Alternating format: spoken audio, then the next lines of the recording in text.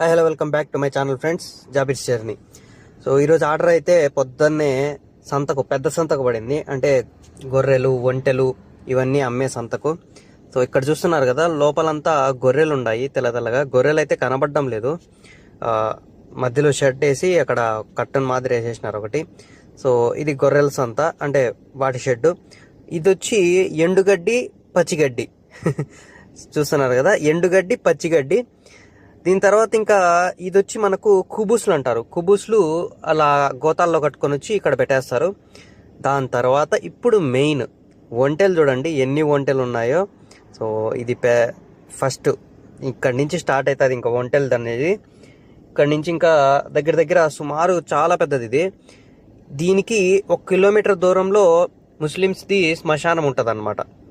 So ఇంకా ఇక్కడ మొత్తము ఒంటెలు, గొర్రెలు ఇవే ఉంటాయి. దీని తర్వాత